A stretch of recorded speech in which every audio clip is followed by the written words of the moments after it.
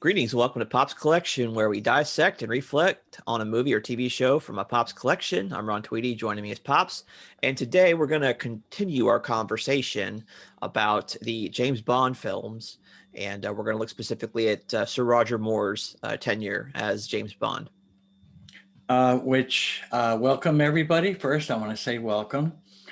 Secondly, I am going to put a little tag and call this episode More Bond.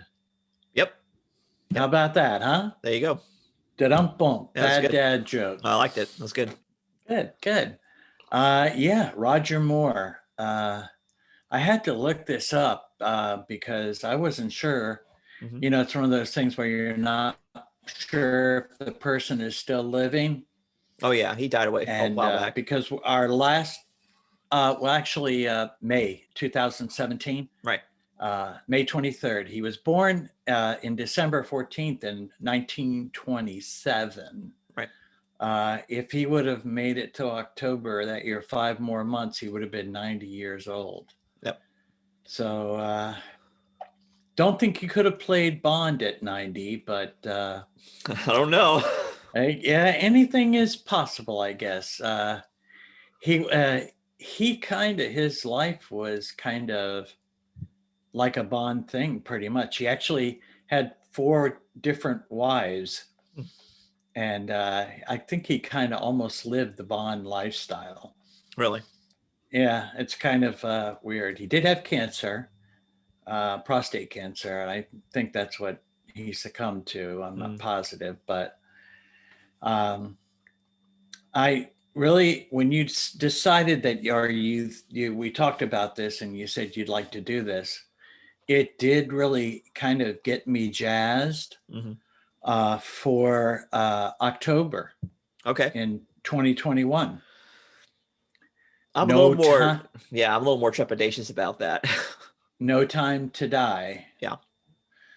Which actually, because I was trying,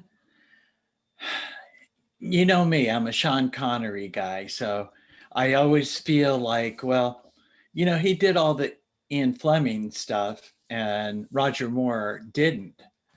But when I researched it, totally not true. Mm-hmm.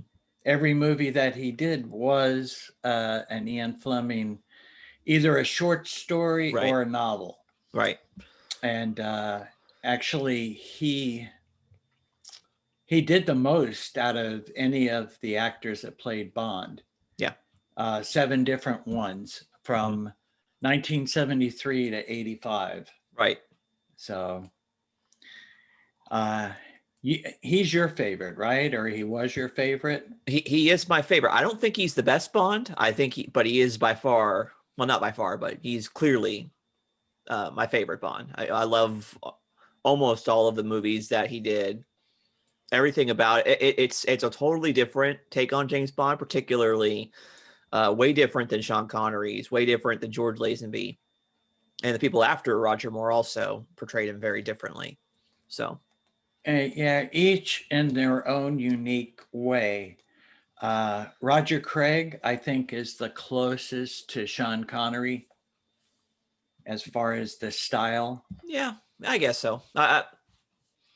I would say that Daniel Craig's more like Timothy Dalton's portrayal. And it's just that the world was ready for that portrayal. And Timothy Dalton gets short-shrifted a lot. So yeah, he only did the 2, right? Yeah, I think he's the best Bond, Timothy Dalton. Yeah. Yeah. So well, I do like his acting in those 2 Bond movies. Yeah. He acted almost the same in Rocketeer. But yeah, no, that's good. He definitely did a good job. But today we're going to talk about the Roger Moore Bonds. Yes. And I do have to say that like it was a new interpretation. Oh, yeah. And I do recall that. I have to say, as for me, maybe because Sean Connery did it first and I went to the movies to see all those, it was when Roger Moore came out, it was a totally different angle on things. He did things so totally different. Agreed. I remember him from his TV show, The Saint. Yes. Which I thought was kind of interesting that he wound up portraying Bond, and then Pierce Brosnan after right. Remington Steele. Right. Yeah. Yeah. Yep. That he also portrayed Bond. Right. So and I don't know if you heard this, but the rumor is that for the new James Bond, people are saying now Tom Holland should be him.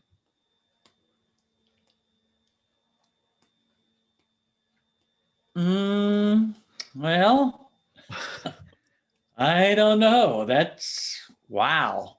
Tom Holland. Yeah. So well, I don't know. You can make it work, I think.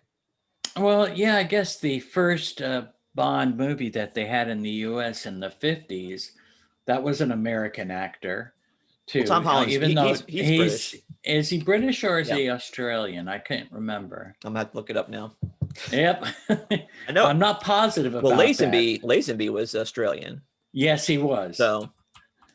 And so it really wouldn't be unprecedented if they chose to use him to do that. But no, he's from London. So okay. Well, good. Well, then he might be perfect. Who knows? Yeah, and we would have to get a much younger James Bond than most of the other ones. So I could see it being like maybe like a prequel of like Casino Royale. You could see that maybe. I don't know. Well, yes. Well, Casino Royale was the first book. Yeah. And it's already been done 3 times. Well, in the 50s, Yeah. I don't know. Yeah. And then the comedy version. Right. And then the version that Daniel Craig did. Right. But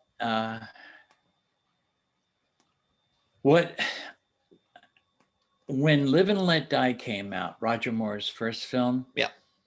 I don't know. I think I got hyped about that originally because of the theme song, the Paul McCartney song. I can see that.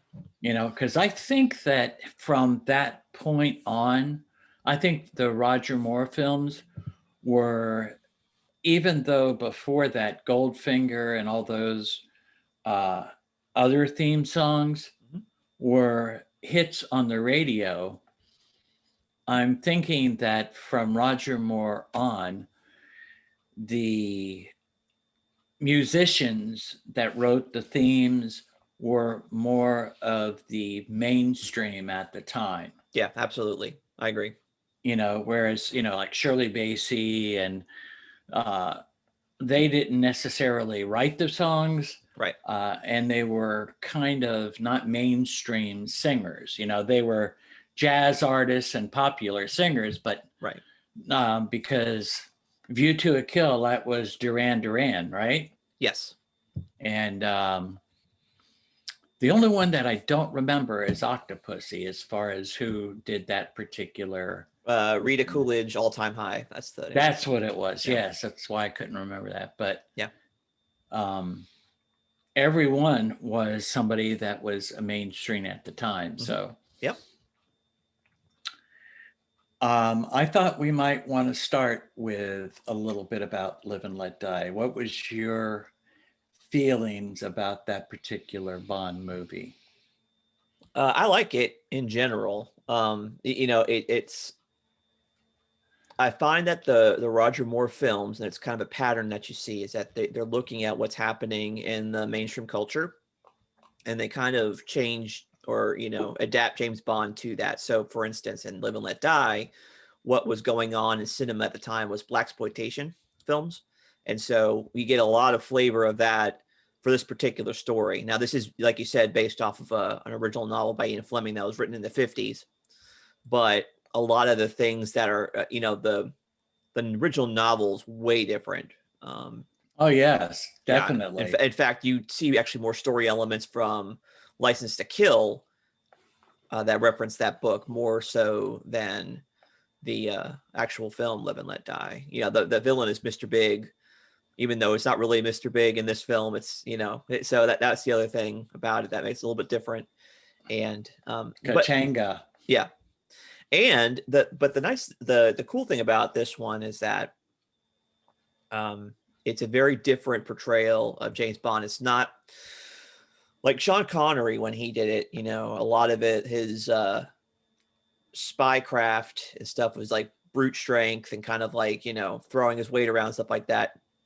Roger Moore's not like that at all. I guess it was said that he does not like to run, so they don't film him running a whole lot.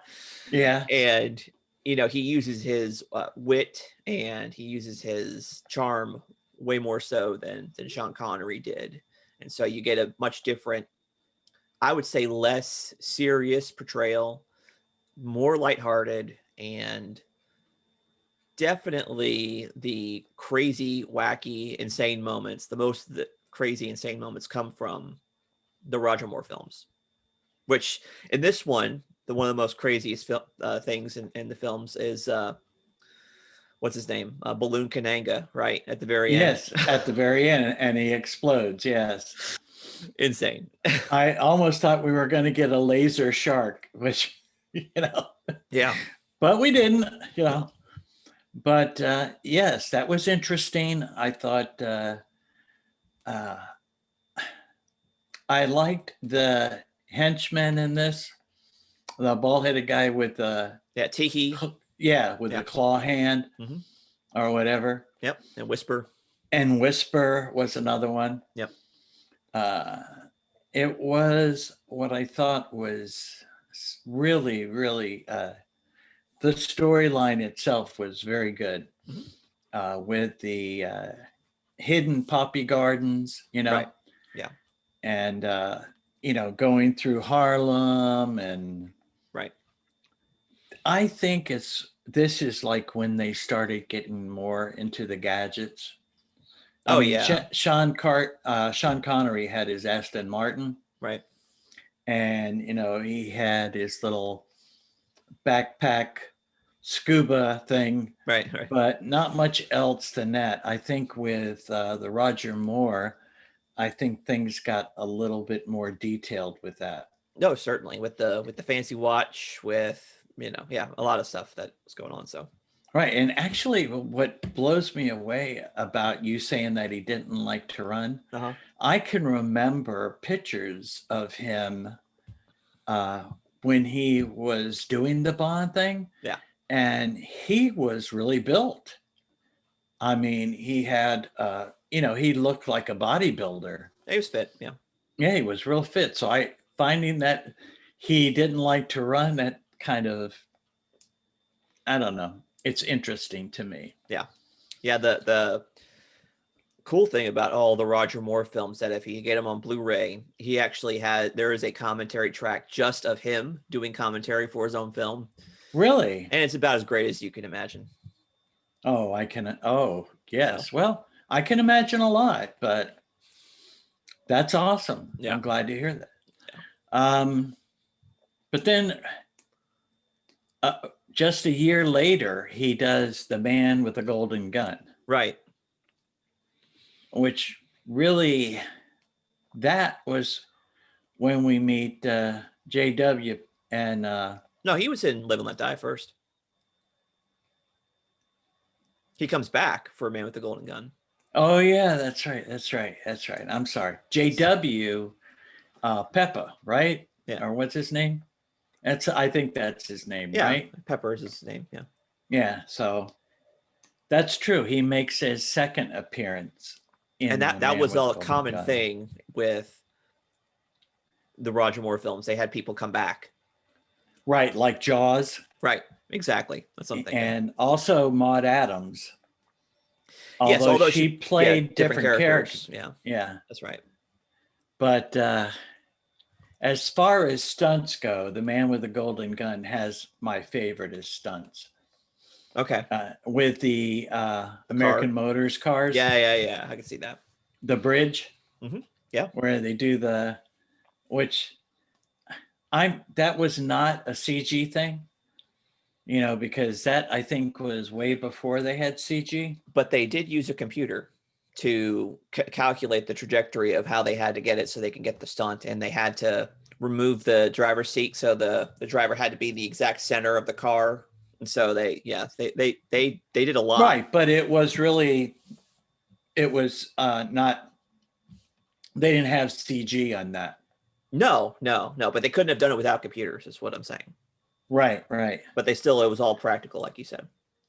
What about the other car with that they put the wings on and flew it? Oh yeah, I don't know. I didn't look into that one, but okay, that would have been interesting to see about that one. Yeah. But the bad guy in this one. Yeah. Francisco Scaramanga. Right, with played by Christopher Lee, who is one of the ultimate villain character actors of all time. Yes, and a great vampire. He played an excellent Dracula. Yeah, and I think he's also related to Ian Fleming, if I remember correctly. Oh, really? Yeah, that's possible. I didn't. Maybe they're cousins or something. Distant cousins, maybe. Who knows? Mm-hmm. But yeah, that one has one of the more memorable henchmen, Herb Velichet as Nick Nack. Yes, and he was actually they had a few other minor guys in this too, but the woman in this one was Maud Adams, right? And Britt Eklund as Goodnight. Okay, and then we had in Live and Let Die, we had for the first time ever featuring Dr. Quinn, Medicine Woman. Yes, that's right. That was actually her. It was said about the Bond women. It was believed to be a kickstart for your career, but not necessarily so.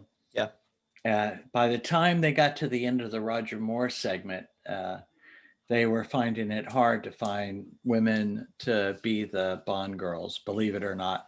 Well, I mean, it's a little difficult when you have an actor playing James Bond that could be their father or their grandfather, right? Yeah, that's true. I guess you're right. That is true. So yeah. So Man with the Golden Gun is okay. Like I said, I do think that they were trying to ride the wave of the Hong Kong film out there. Lots of martial arts scenes in there, and but I like it. I like the end. I like the cat and mouse thing at the very end, the duel between Scaramanga and Bond. Yes, that was cool. Yeah, definitely like that. And this in that movie also they had the not samurais. What do you call them? The big heavy guys, Sumos. Wrestlers, sumo, mm-hmm. Sumo wrestlers. Yeah, they had that sequence in there, and that was really the first time that I had seen a version of that. I'm sure that it was put on for the movie, but the first time that I actually seen how they do the bouts. You didn't see You Only Live Twice first? I did see You Only Live Twice first, but it was not that memorable to me, I guess. Yeah, in that particular version. However, this was definitely the way that they did it, I got more into seeing what it was all about. And I guess that's when I had this thought that, hey, wrestling is fixed. Is sumo wrestling fixed, Actually, there's an interesting documentary about that where it's not necessarily fixed, but there were certain scenarios that came up where you could easily predict the outcome of something depending on their player rankings and their matchups. But anyway, that's the book is called Freakonomics, but there is something to that. So, okay. Yep. We got Live and Let Die. We got Man with the Golden Gun. I think after that was The Spy Who Loved Me, if I remember correctly. Yes. The Spy Who Loved Me. And the villain in that was Carl Stromberg. Right. And the woman was the girl was Barbara Bach, Yes. if I'm not mistaken. Yep. Agent Ringo's Triple X. wife. Yep. Yeah. And she did, I thought, a pretty decent Russian accent. Well, I think out of all the female leads, she probably had the most screen time and lines because she was playing not just a typical, as an equal. She was kind of right, playing as an equal to Bond. exactly. Well, more of a competitor most of the movie. So right, and then they had to work together at the end. yeah, and I think that's probably the most popular Roger Moore one is "The Spy Who Loved Me." I know there's the song "Nobody Does It Better." Right, Carly Simon. And that was, very iconic. I think it's very indicative of the Roger Moore years. You think about that, and they play that song a lot when like they do tributes to people. Yes. So nobody does it better. Right. So. But I loved the enemy base in this one coming out of the sea. Oh yeah, that was pretty cool. I thought it kind of reminded me of some older style cartoons, kind of like Johnny Quest. Yes, and Doom Patrol. Sure. Not Doom Patrol, but the Legion of Doom. They had their building that came out of the sea like that. Yeah. I thought it was pretty neat. Storyline was good in this. I did love in the end when he's riding the hydroplane. Oh yeah. Scooter out there. I thought that was pretty cool. Yeah. And I also, if I'm not mistaken, I'm just checking it out. I think this is the first time that there was a guy in drag playing a female role in there. Okay. That they didn't know about. Okay. Until after the fact. But I understand it was the girl, the guy, well, it was guy, but the girl that she was a traitor to Stromberg, and he like puts her in an elevator and she drops down, the sharks eat her. Okay. But it's just something I read. Okay. Could be true. You know how it is. Yep. All right. So got that. Let's see. After that was Moonraker, right? Yes, one of my favorites. Yeah. Yeah, but completely different than the novel. The novel is like about, missiles and stuff like that. Nothing about space. So no. But again, this was kind of redone for the time. You know how we talk about comic books get rewrites. Sure. And they get updated. As a matter of fact, Captain America, he started in what, the 40s? Yep. 50s? 40s, right? So by the 80s, you can't have the same storyline there, It has to be updated. So, well, the plot device for him was being frozen in ice. So they just lengthened it from 20 years to 50 years. So. Right. But hey, it is a different story. Sure. Moonraker, we had Drax. Hugo Drax is the bad guy. Yep. And the return of Jaws. And we had the return of Jaws. And there was also another guy with Jaws, heavyset guy that was bald. Oh, and The Spy Who Loved Me. Yeah. Yeah.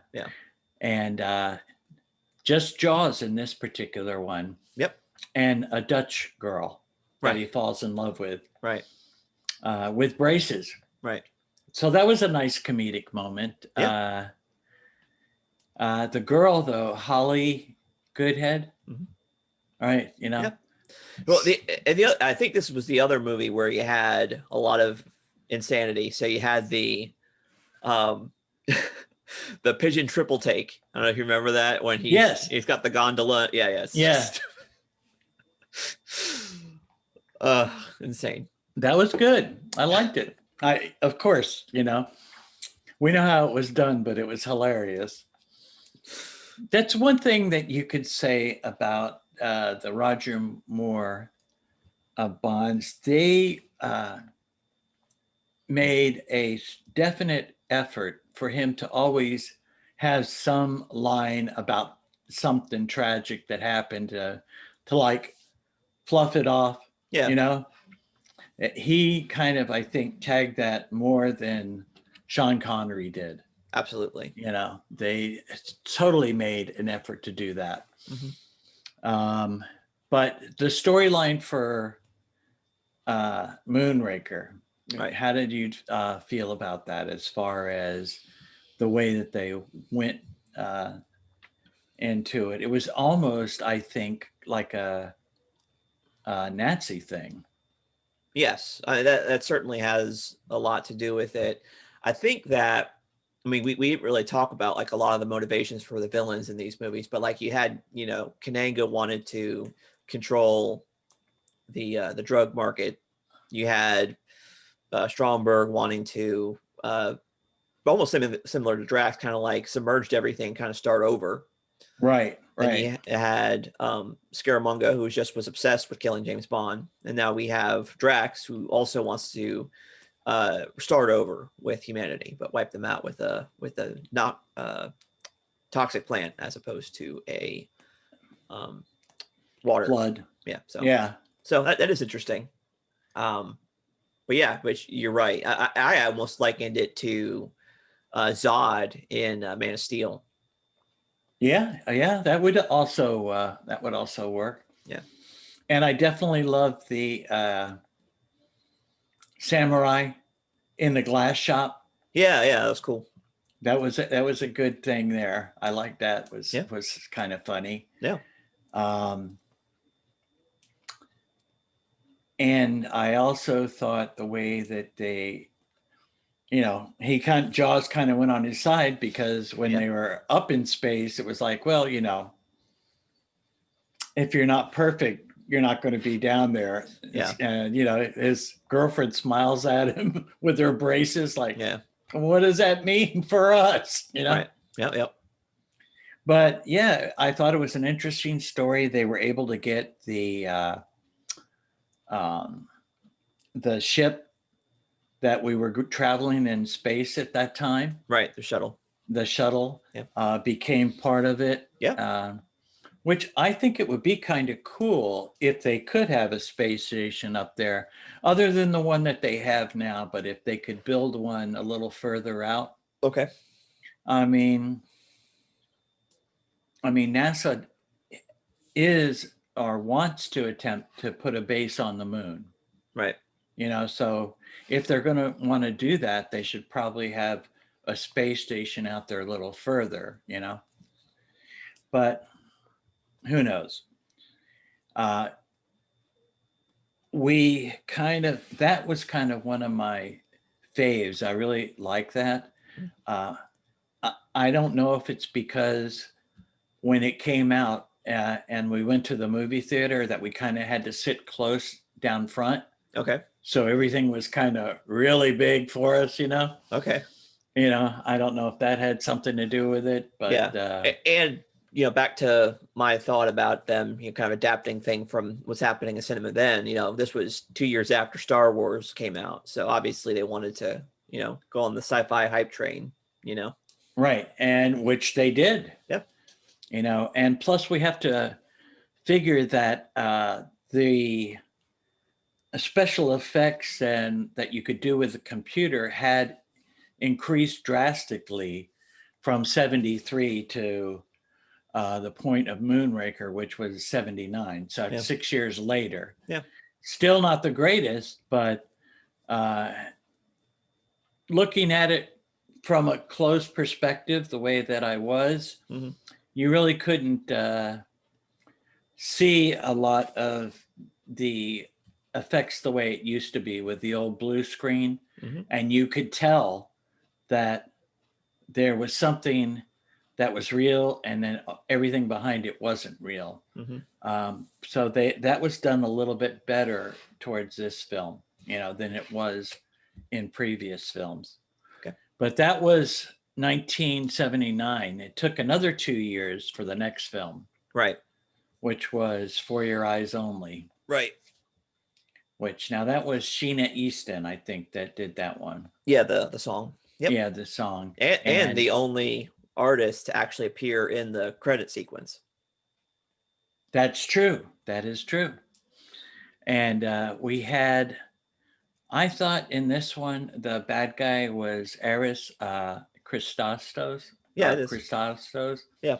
There were so many. They tried to make the villain um, guy that ate the nuts. Oh my gosh, I'm drawing a blank now, but he turned out to be a good guy. Yeah.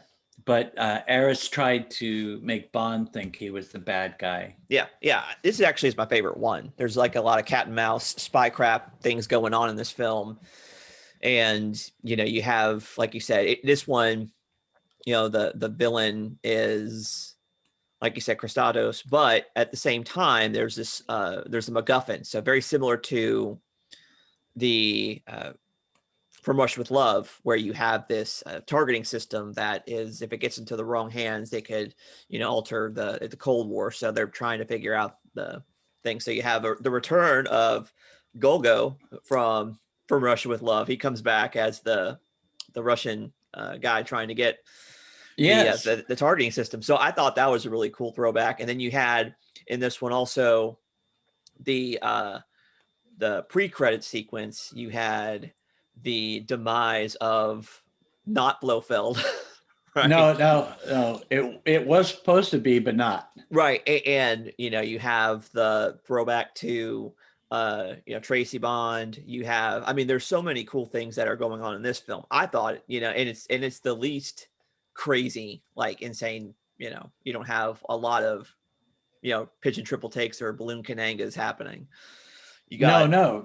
But this is there's again, some, like you say, it's a straightforward uh, espionage yeah. story. Yeah. Yeah. So it was, like I said, I liked it a lot. The soundtrack is done by Bill Conti, who's that would I think that's the only James Bond film that he did, but he's from other movies like Rocky and The Karate Kid. So it was a nice change to kind of do a little bit different. Different Yeah. from what it was previously. Yeah. So I like it a lot. Yes, except for the pre-scene with Blofeld, or not Blofeld. Yeah, no, I like that too. I think it's cool because, you had just a little bit of that in Diamonds Are Forever, where there was where Bond was trying to get revenge based on what happened to his wife. It didn't really. It felt kind of flat because you had different actors and whatnot, but Right, and that's then true. the whole legal thing happened where they can't use Blofeld anymore, so they didn't use Blofeld. That's why they never Right, refer to him by name, and they never show his face, and so. right. Just a bald head. Tap him on the head Yeah, yeah. with their.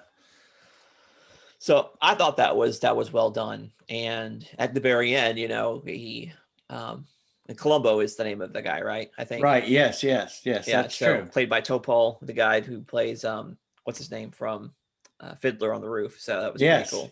Yeah, it was really nice. Yeah. So I thought, definitely. And then you had at the very end, you had a lookalike for Margaret Thatcher at the very end, which I thought was kind of Oh funny. yes, that So like was. it still had the humor, but it was not like crazy, insane humor. It was just kind of a little Out there. clever. But like you said, the main story for this was really more down to earth Yeah, than previous stories. yeah, not outlandish, and trying to follow like the thing, because like it starts off that like the only bad guy is Gonzalez, who kills the Havelocks. Then you find out he's paid off by some other guy, and then you find that he's the lackey for some other guy. And it turns out it's not that guy; it's actually the other guy that you think is the good guy. So I thought it was cool. Yeah, definitely. And well, I have to just say one crazy, insane thing was that Roger Moore did run in this movie Yeah, he did. Yeah, up the stairs to catch the car. right. How many? I was like, really? I don't know, but it was good. Yeah, Definitely. that's cool. And then we had another 2 years Right. for the next movie in 1983, and um, that was your year. Yeah. Yeah. Well, it was the year of Bonds because it was also the same year that Sean Connery came out with Never Say Never again. Right. Exactly. But Octopussy, Right. when that came out, I thought so totally that that was, you know, this is not a Bond, an Ian Fleming thing, but yeah, it Yeah. was, Yeah. you know. Yeah. And this, we have the bad guy in this movie. We get the return of Maud Adams We do. Yeah. As a different character, as you said. as a different character, Right. but the bad guy is really Kamal Khan, Yes.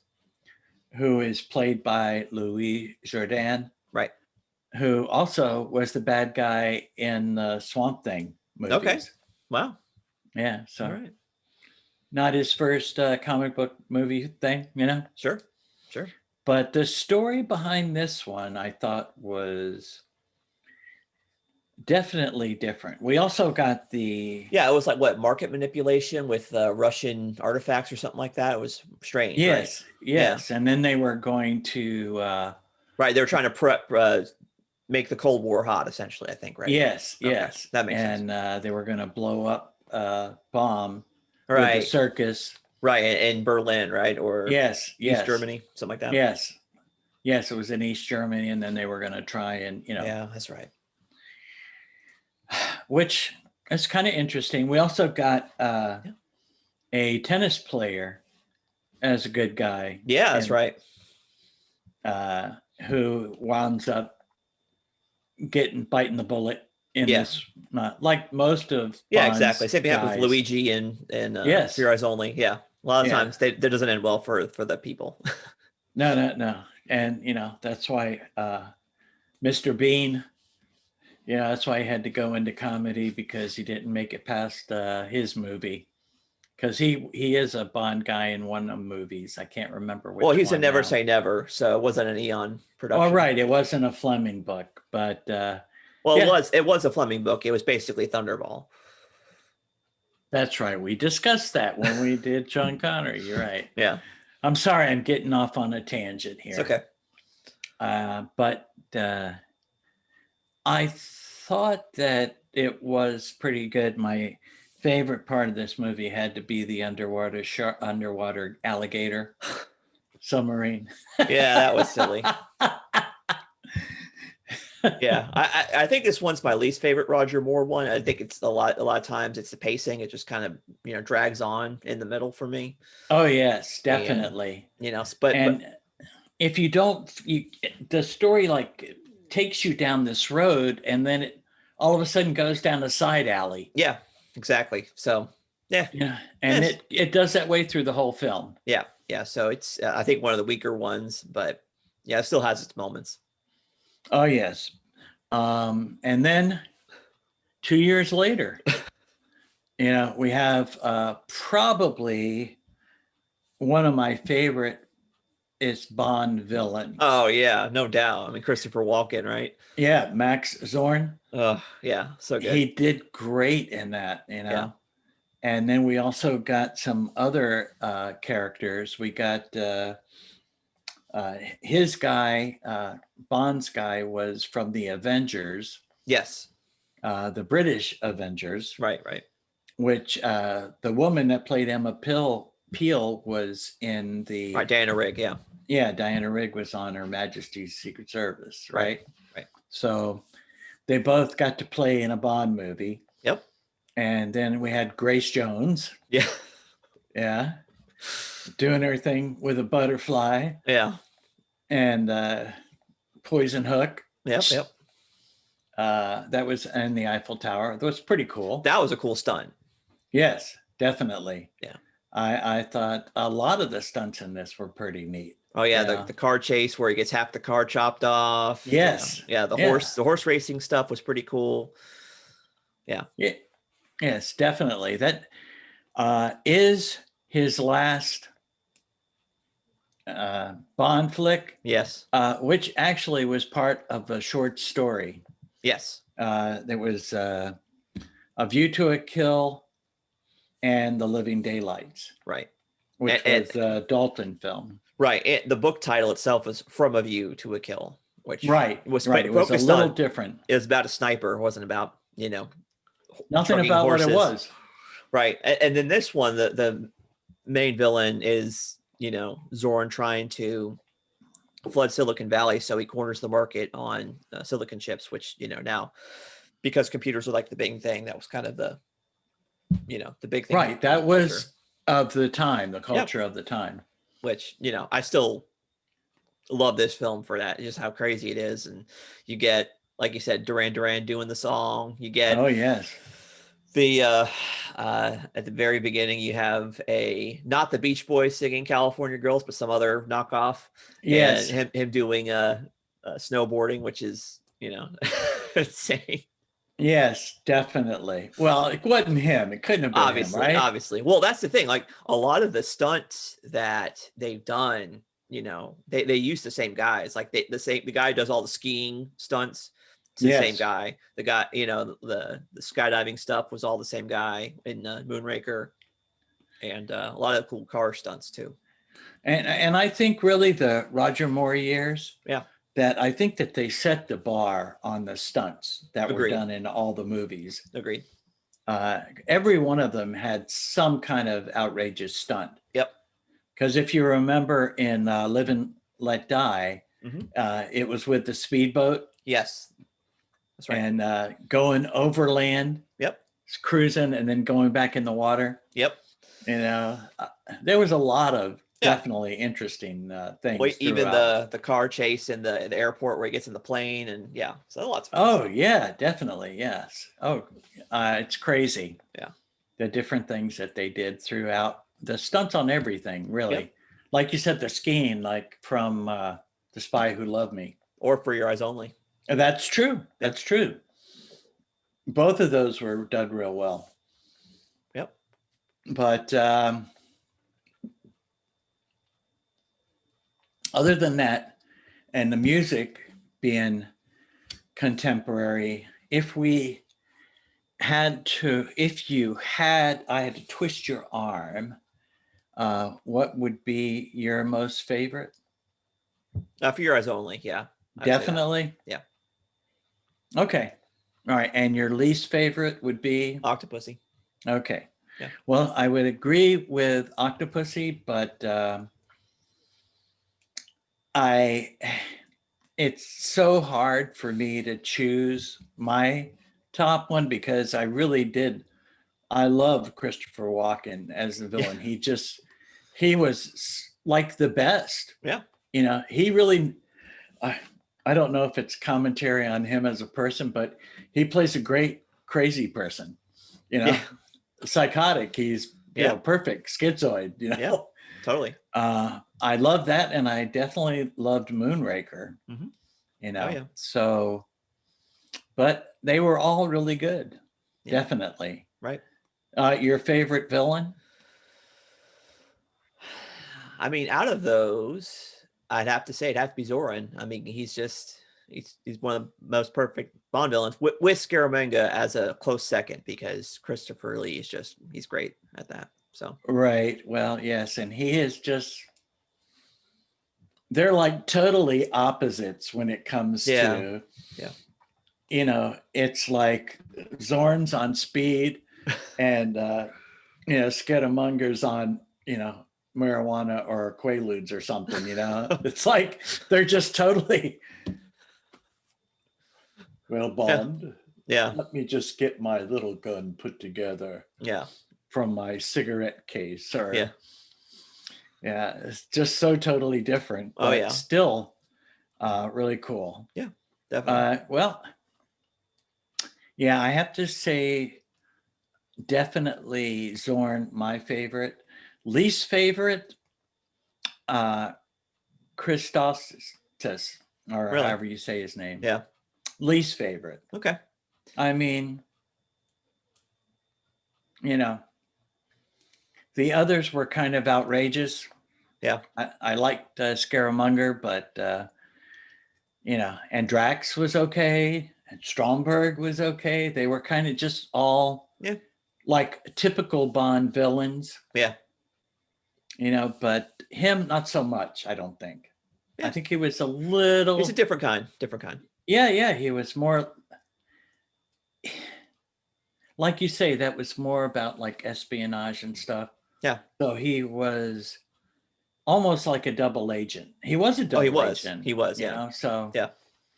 you know, he was like playing it tongue in cheek all the time. And I don't know, not my favorite. Yeah. How about your favorite theme song?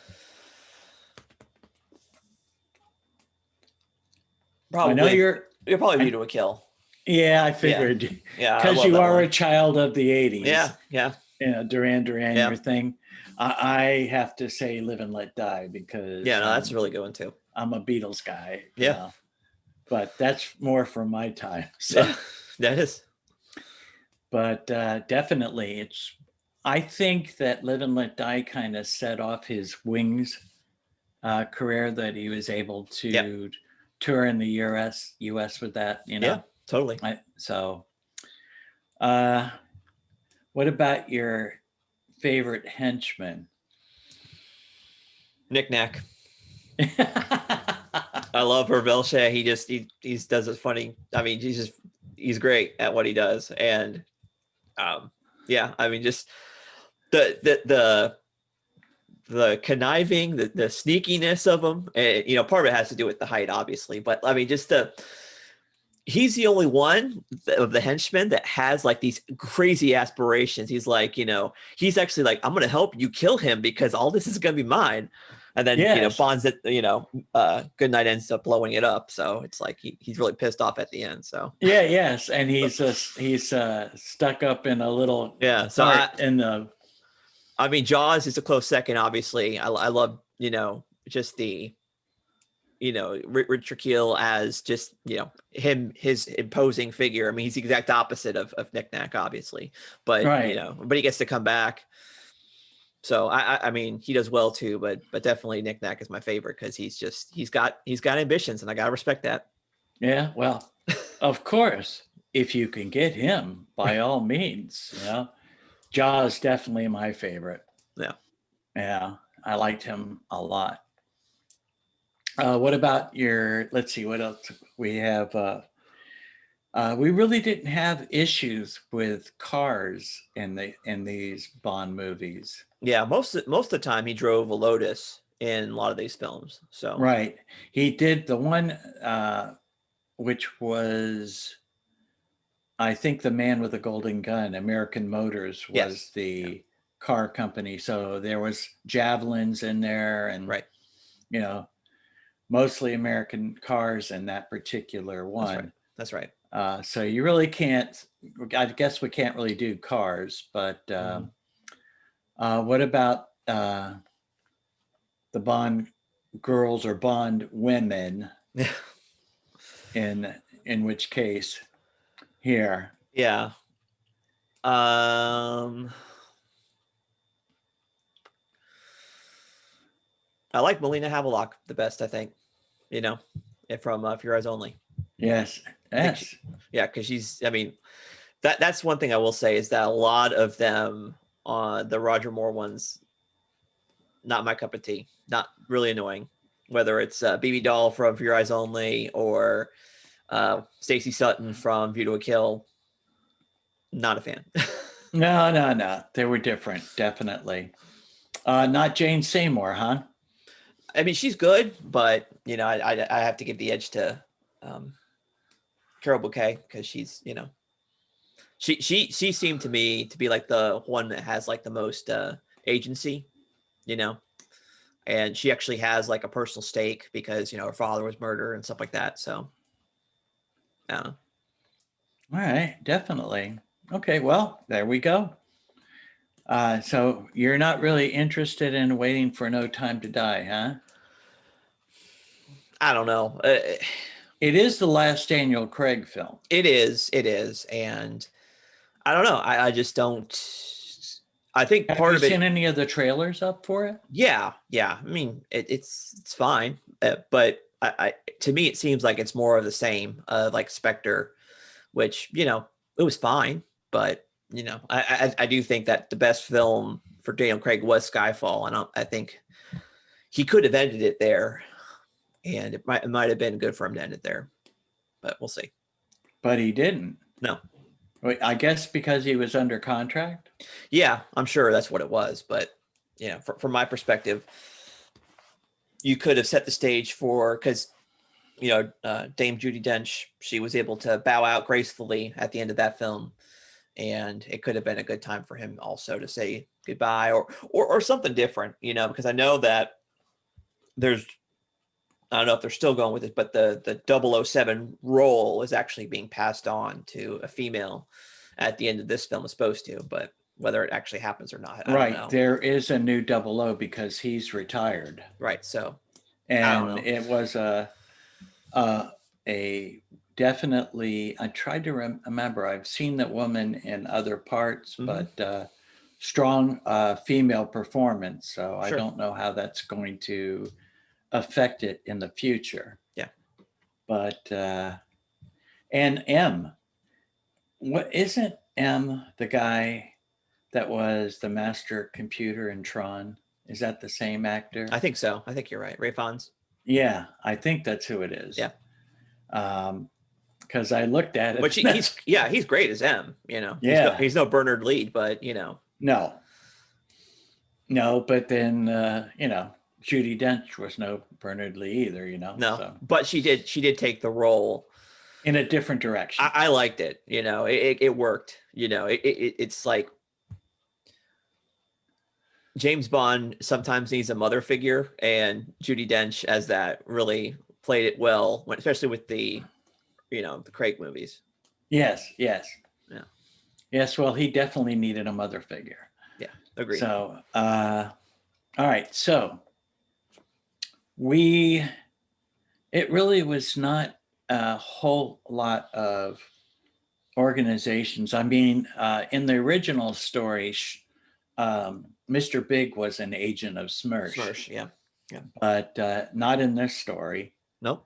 So we didn't get that. We didn't get Spectre. Right, because of the copyright issues. Yes, and we didn't get anything else, really, as far as bad guy gangs like Legion of Doom type things. No, right? It was, if there was an organization, a state organization behind it, was the USSR in those films. Right. Mostly it's just people just with crazy, wanting to do crazy things. Which there's a lot of people out there that do. Yeah. So that's the thing that's intriguing me a little bit about this new movie. Is the bad guy. Okay. As far as he does look pretty sinister, and although it kind of has been implied in the trailers that it's going to be the annihilation of the world, kind of, Yeah. So I don't know how that's going to be. In the other Bond movies, it's more like it's domination, in control of one particular thing. Like in the Live and Let Die, he wanted to be in control of the drugs. Right. Man with the Golden Gun, he was obsessed with killing Bond, and there was just like a small, infinite little part that, and a finite part, right, that it wasn't the total thing. So yeah, different. Yeah. All right. So, anything else you want to mention? Nope. I heartily recommend the Moore films. They're great. I recommend them even more after you watch them. Watching them with the commentary with Roger Moore, it's a great experience. And so watch more of the Moore. Yeah, that's what I'm saying. With Moore, exactly. Oh, there you go. Yep. Wow. Yep. Yes, definitely. But again, it's not Sean Connery for those astute people as like myself who, right. But it is different. Yep. Definitely. And I do have to say that when Roger Moore took over, other than Moonraker, all of the rest of those movies I saw in drive-ins. Okay. I don't know if it's because where I lived or because of different things that happened.